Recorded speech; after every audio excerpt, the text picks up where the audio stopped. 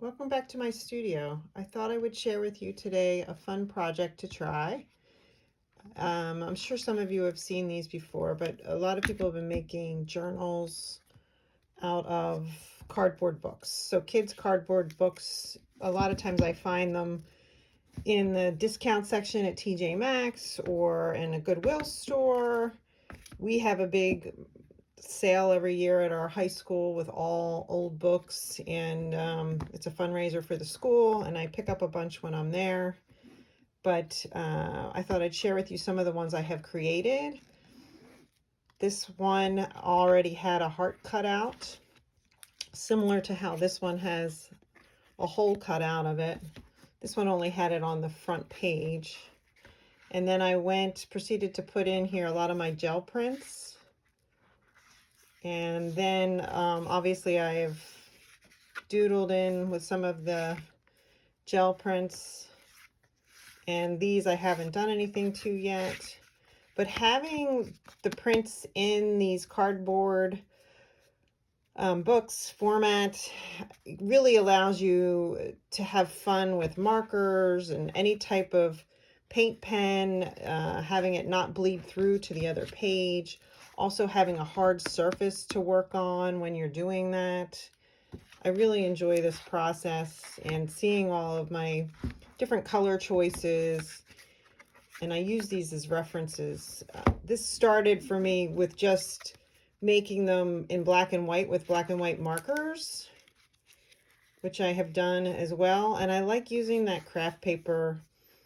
Started, of course, with paper bags, and now I have found a ream of just craft paper that I use to print my gel prints. I don't know if any of you have seen some of my posts on Instagram, but a lot of times I will just use the craft paper, an 8x10 sheet. So what I wanted to recommend to you is when you do go to look for these books, try to find one that might, I don't know what size you do your gel prints on, but when you open it up, that it's going to fit a full page of paper.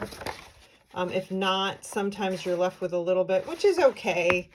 Obviously, this one had, this size was larger, and I was constantly annoyed because I didn't have this full spread of a gel print, but it kind of made it fun. I was able to add in a stripe here or just a little bits of this one.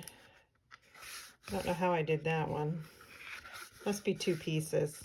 Just can't tell because it was from the same piece of paper. But and again, you see how I cut this one short and just added. And I'll go back in and doodle on these. But anyway, I thought I'd share with you today on how to make them. So these, I was able to find one stack of books that was as a set, and obviously these all had kind of gone together, and they were cheap. It was a whole set for maybe $4.99 or something like that. But again, I didn't like the fact that when I opened it, it was too big. So I did cut this. I have a circular saw, and I buzzed off the edges. But obviously you don't have to do that. So this one's a little bit shorter. This was one that I made very similar. It's from that same group. And I cut off the sides to make it so I can, and of course I didn't wind up using a full page of things in here anyway. So anyway, the main thing you want to remember before you start this process is to give this a light sanding. If you do not do that, your pages, after you glue them down, the glue doesn't stick as well to a smooth surface. This is one that has not been sanded, and it might just peel right off after the glue dries. So I do sand these. You can just use a little block sander, or a piece of sandpaper is fine. I just happen to have a sander, an electric sander, and I go over them all real fast with the electric sander. It just saves me time, but it's not necessary. You can just use a piece of sandpaper. And also when you're first trying this, try to find one that does not have a ton of pages. it just is an easier first project. Obviously later you could go thicker and have bigger. This one is really thick, and you know, I haven't finished this one yet, but something to get started on. Okay, so I'm gonna proceed to show you how to begin the project, and this might take a couple of videos to show you how to do this. I'm not sure how long it'll take me, but let's give it a shot. Okay, so to start this, I'm going to try to begin with this one. It's already been lightly sanded. Again, the sanding is just to give the surface some tooth for the glue to adhere to. We're going to use some Modge Podge today. I tend to use the matte, but it doesn't matter, whatever you have, or you could use a medium, just something that can adhere the paper to the book. The most important part in this process is to take this end off, I guess, the binding cover. If you don't, once you put in more paper and try to shut your book is going to be a little bit fatter. And I know that sounds silly because it's only a couple sheets of paper, but it breaks this binding. So we're going to make our own after we're finished. So once you open up, I don't know if you can see that, you can kind of see where it attaches right there.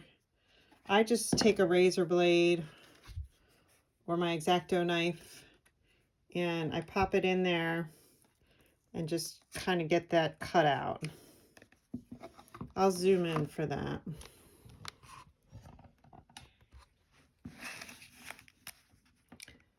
So you find that little opening on the end, and actually it might be easier. Well, this is working. You can also use one of those, just a box cutter type of knife. But now you see how I have released the binding so we can go a little bit fatter. And I'm going to cut this off completely with the knife. Again, be careful. Always should get your hand out of the way while you're doing this.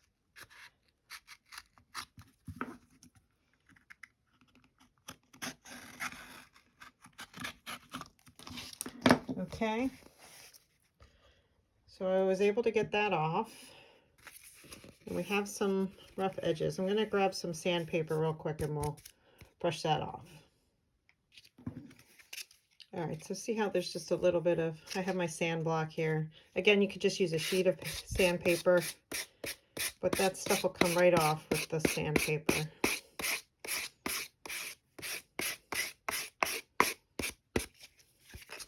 Use a nice smooth edge now. I'll do it on this side too, along this edge. See how it's a little rough there? Just to smooth it out. Once you put the paper over, it won't be as noticeable.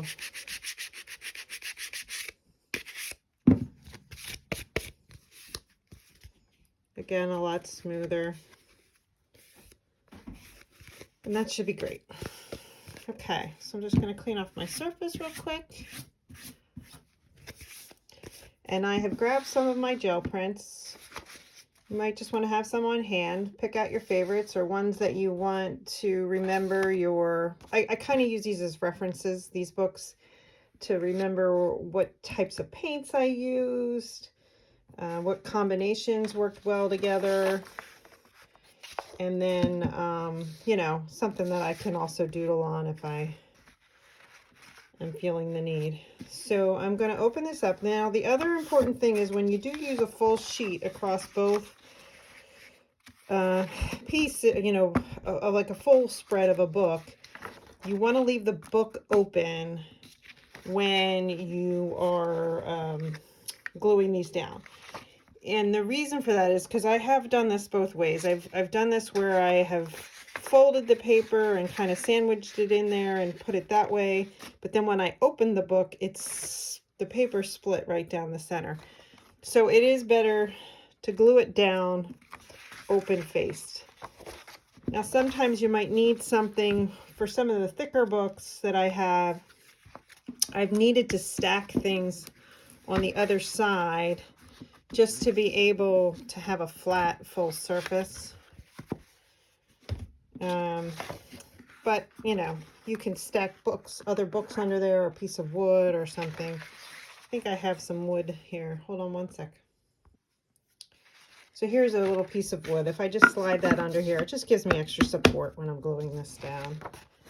But again, you could just stick a book or magazines or a stack of paper under there. It'll do the same thing. All right, and then the other thing is just stick a piece of scrap paper in between the two. That way, when you're putting the glue down, it's not going to go onto your second page and possibly glue these two pages together underneath. It's kind of helpful to have that as well. All right, so let's give this a shot. Here's the Modge Podge. And I do use this quite liberally on these. Liberally.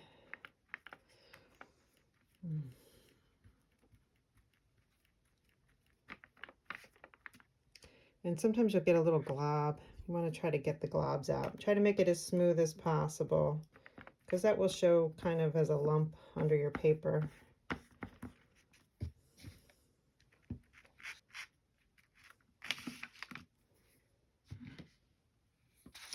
Okay, so then just take your piece of paper. You can try to line it up with one side or two sides. You could do this side and the bottom or vice versa. And just pop it down. And see how it's smushing around a little bit? Just make sure you're still covering your edges of your book. You can almost see now if I do this, you can see where they are. And then use a brayer, or you can use a credit card or something to just make sure you get all the air bubbles out.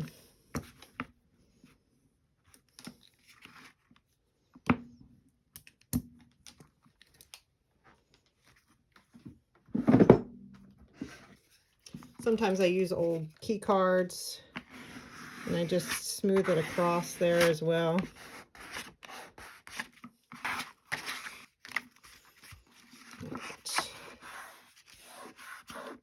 So, and I try to fold it once while it's still drying, just to get that crease in there.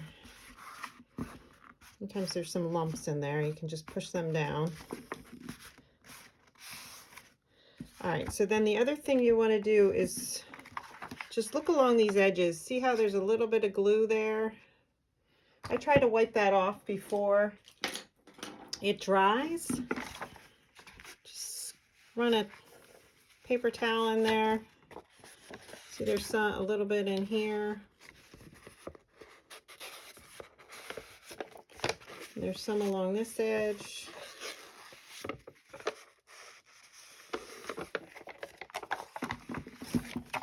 And then look on the other side as well. It's a little bit more noticeable here.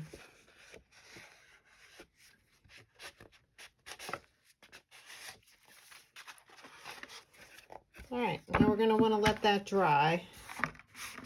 And then I'll be back to show you the next step.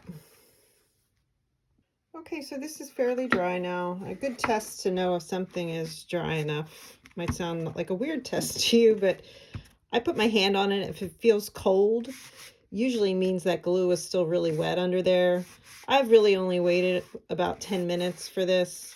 You should probably wait longer, but because I'm videoing this today and I want to check this off my list, I am going to go forward. And the reason being to wait is sometimes when you start to cut along here, it'll snag, because if it feels too wet, it might rip some of your paper into your book. But I'm usually very careful. But if that starts to happen to you, I would say wait a little longer for your paper to dry. I have a box cutter here. This makes this easier. And again, when we were cutting off this edge, this might have been a better tool for that as well, because you can lay it flat and just run it along the side. But here we go. I'm just going to start it. You can kind of see where the edge is when I do that. And I start it along that edge, and then I can press the knife against the edge of the book and just cut that off. And again, watch where your other hand is. Don't have it right here, so you're cutting into your hand. Just be very mindful of that when you're cutting these things. And then again, just lean the knife against the side of the book and cut that off. And there we have a relatively straight edge, but again, we're going to take the sandpaper again and give that a quick sanding along the edge. So that one, and even this side has a little bit. I'm going to cut that off. It is probably better to go over the edge just a little bit when you're doing this. Just make sure, you know, it'll make sure that everything got covered.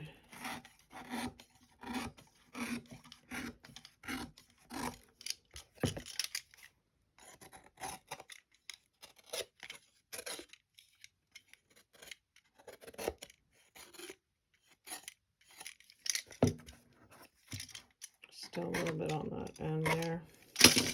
Okay, so that's done.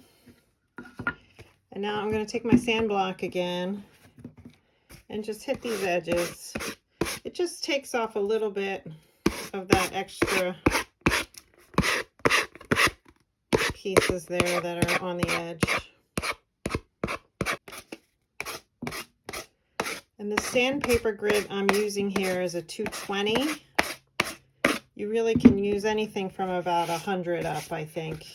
Well, not two. I wouldn't go higher than 220. It might not be sharp enough, but I would not go below 100 either. It would be too rough. Okay, so that's one page. I am going to try to film myself putting a few more pages in, but I will fast forward through that.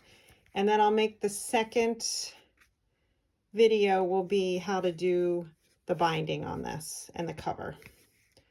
Okay, good luck. Have fun.